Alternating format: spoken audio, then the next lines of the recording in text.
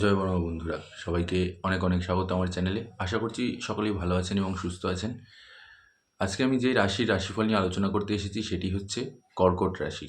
কর্কট রাশির এই মাসটা কীরকম যেতে চলেছে, কীরকম আসতে চলেছে এই মার্চ মাস, কী কী ভালো খারাপ আপনাদের জন্য অপেক্ষা করছে, কোন কোন বিষয় এই মুহূর্তে আপনাদের খুবই সাবধানতা অবলম্বন করে এগোতে হবে আপনাদের জীবনে, এবং কোন কোন বিষয়ে আপনারা প্রচুর পরিমাণে লাভ পেতে চলেছেন, সেই সব কিছু বিষয় নিয়ে আলোচনা করব। এবং সর্বশেষ আপনাদের একটি প্রতিকারও বলে দেবো, যেটাকে আপনারা একটু নিয়ম মেনে যদি পালন করেন তাহলে দেখবেন যথেষ্ট ভালো ফলাফল পাবেন আপনারা। তাহলে চলুন, বেশি কথা না বাড়িয়ে আমরা আলোচনার মূল বিষয়বস্তুতে ফিরে আসছি। প্রথমে আমি যেই বিষয় নিয়ে আলোচনা করব সেটি হচ্ছে আপনাদের কর্মজীবন এবং ব্যবসায়িক জীবন নিয়ে। কর্মজীবনের দিকটা দেখতে গেলে আপনাদের কর্মের অধিপতি এই সময় কিন্তু দ্বাদশ ঘরে থাকবে, আর মঙ্গলও আপনাদের বিশেষ একটা ভালো যাচ্ছে না, যেই কারণে এই সময়টা কিন্তু আপনাদেরকে কর্মক্ষেত্রে খুব কঠিন পরিস্থিতির সম্মুখীন হতে হবে। অনেকটা চ্যালেঞ্জ আসতে পারে আপনাদের কাজের ক্ষেত্রে। অফিসের মধ্যে কিছু অফিস পলিটিক্সের মধ্যে আপনি ফেঁসে যেতে পারেন।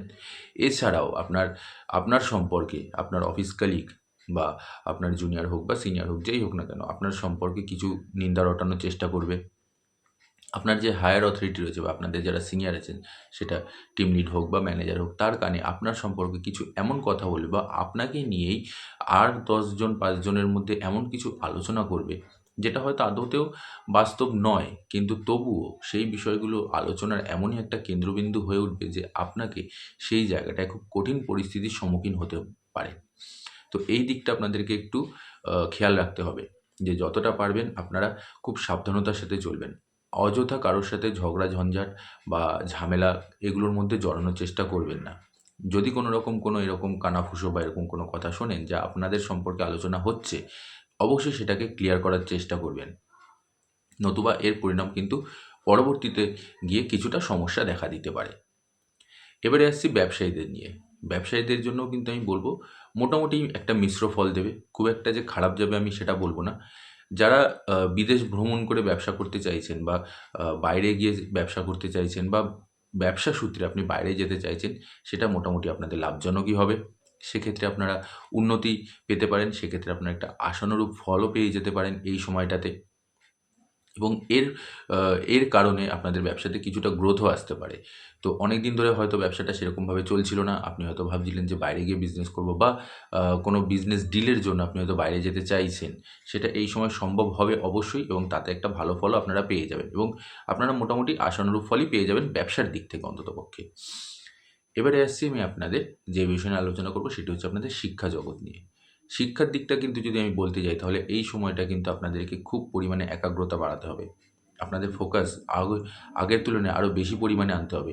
কারণ এই সময়টা কিন্তু আপনাদের শিক্ষাক্ষেত্রে দেখা যাচ্ছে একটু ডাউন আসতে চলেছে। পড়াশোনায় আপনাদের বিশেষ একটা মনোযোগ আসবে না। আপনি হয়তো অন্য কোনো বিষয় নিয়ে মত্ত থাকবেন। সেটা বহির্জগৎ হতে পারে, সেটা সিনেমা দেখা হতে পারে, সেটা ঘুরতে যাওয়া হতে পারে, যেকোনো বিষয় নিয়ে। এর কারণে কী হবে, আপনাদের শিক্ষার দিক থেকে আপনাদের যে একাগ্রতাটা সেটা ধীরে, ধীরে সরতে শুরু করে দেবে। তো এই জায়গাটা আপনাদেরকে খুব পরিমাণে বুঝতে হবে। ক্ষমা করবেন। এইবার এই সময়টাতে যারা উচ্চশিক্ষার জন্য নিজেদেরকে তৈরি করছেন, যারা প্রতিযোগিতামূলক পরীক্ষার জন্য নিজেদেরকে তৈরি করছেন, যারা চাকরির পরীক্ষার জন্য নিজেদেরকে তৈরি করছেন, তাদের জন্যও কিন্তু এই সময়টা একটু কঠিন হতে চলেছে। আপনাদেরকে কিন্তু খুব পরিমাণে একাগ্রতা এই সময় বাড়াতে হবে, এবং এই সময় যদি আপনি একটু কোনো রকমভাবে নিজেদেরকে আপনাদের মাইন্ড যদি অন্যদিকে চলে যায়, তাহলে ভবিষ্যতে আপনাদের এর জন্য কিন্তু একটা বিরাট বড় খেসারত পূরণ করতে হতে পারে। এবারে আসবো যে বিষয় নিয়ে আলোচনা করতে, সেটি হচ্ছে প্রেম জীবন এবং দাম্পত্য জীবন নিয়ে। প্রেম জীবনে একটু অশান্তিপূর্ণ আসতে চলেছে। পার্টনারের সাথে একটু ঝামেলা ঝঞ্ঝাট, একটু অশান্তি, কথা কাটাকাটি ছোটোখাটো বিষয় নিয়ে, ইগোর একটা মাঝে মধ্যে দুজনের মধ্যে একটা ইগো চলে আসতে পারে। এর কারণে হতে পারে যে আপনাদের মধ্যে একটু দূরত্ব বেড়ে গেল। অযথা অশান্তিও লেগে গেল আপনাদের মধ্যে। ছোটোখাটো বিষয় নিয়ে হুটহাট করে যখন তখন রাগ হয়ে যাচ্ছে, যখন তখন যা খুশি তাই একে অপরকে বলে দিচ্ছেন, যার কারণে আপনাদের অনেকটা বাধা বিপত্তি, অনেকটা সমস্যার সম্মুখীন হতে পারেন আপনারা এই সময়টাতে।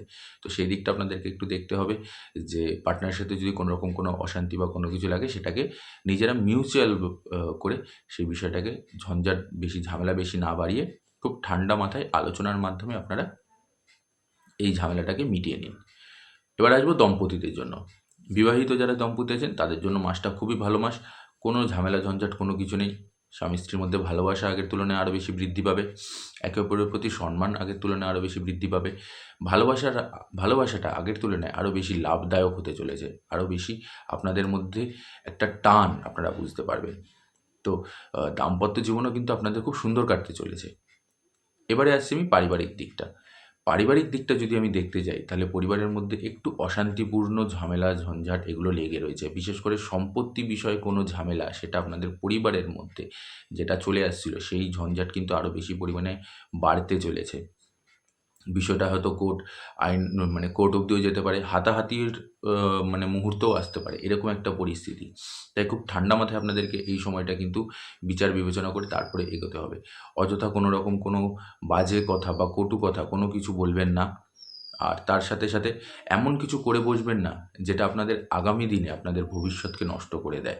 কারণ আমি আগেই বলে দিয়েছি যে এই সময়টা কিন্তু আপনাদের মধ্যে প্রচুর পরিমাণে ঝামেলা, ঝঞ্ঝাট, অশান্তি, মারামারি এই জিনিসগুলো কিন্তু লেগে থাকবে। বিশেষ করে সম্পত্তি বিষয় নিয়ে। সেটা পরিবারের বড়দের সাথে হোক, কাকা জ্যাঠা এদের সাথে হোক, বা আপনার ভাই, দিদি, বোন যাই হোক না কেন, তাদের সাথে হতে পারে, দাদা, দিদি যেই হোক না কেন তাদের সাথে হতে পারে। তো এই একটা সমস্যা কিন্তু আপনাদের জন্য অপেক্ষা করছে পরিবারের মধ্যে। সেটাকে আপনাদেরকে খুব মেনটেন করতে হবে।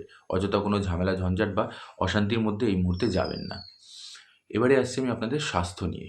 স্বাস্থ্যের দিকটাও কিন্তু আপনাদের নজর দিতে হবে। ওটাকেও কিন্তু ফেলে দিলে চলবে না। স্বাস্থ্যের দিকটা যদি আমি দেখতে যাই, তাহলে স্বাস্থ্যের দিকে আপনাদের বিশেষ করে কানের সমস্যা এই মাসে কিন্তু ভোগাবে। যাদের কানের যন্ত্রণা রয়েছে বা কানের কোনো রকম কোনো সমস্যা রয়েছে, অবশ্যই আমি উপদেশ দেবো ডাক্তারের সাথে যোগাযোগ করে সেটাকে ফেলে না রেখে সেটাকে যত তাড়াতাড়ি সম্ভব নির্মূল করার চেষ্টা করুন। নতুবা এই রোগটা কিন্তু ধীরে ধীরে গাড়িয়ে যাবে এবং এর কারণে আপনাদের ভবিষ্যতে প্রচুর পরিমাণে অশান্তি বা অনেক বেশি সমস্যা আপনাদেরকে ফেস করতে হতে পারে।